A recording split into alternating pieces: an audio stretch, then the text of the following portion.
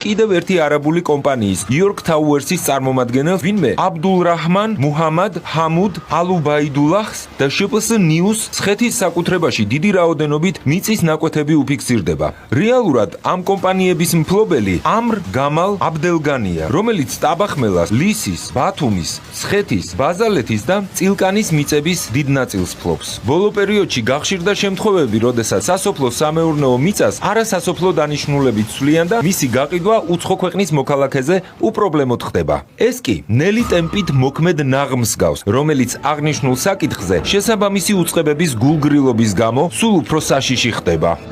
თავად სოხაშვილის სიძეც არაბია. მას კი სოფელ აღაიანში 100 ჰექტრამდე ტერიტორია ფაქტობრივად ერთი დიდი მთა აქვს დარეგისტრირებული, სადაც კაკლის უზარმაზარი ბაღები აქვს გაშენებული და მთელი მთა მავთულ ხლართებით აქვს შემოსაზღვრული.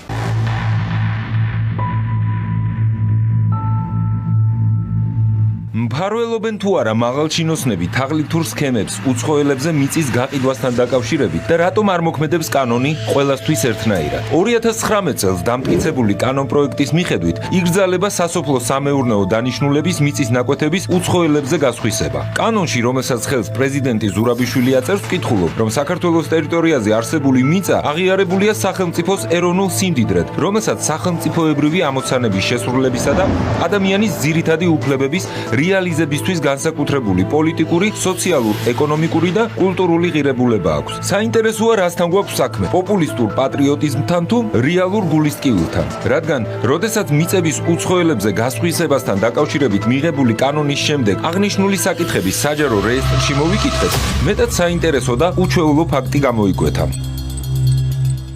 სოფელ აღაიანში 57,200 კვადრატული მეტრი სახნავ-სათესი უზარმაზარი ტერიტორია უცხოელებზე მიწების მიყიდვის აკრძალვის შემდეგ არაბულმა კომპანიამ შპს ალრასიხმა და მისმა ერაყელმა დირექტორმა აბდულაჯაბარ მოჰამედმა დაირეგისტრირა.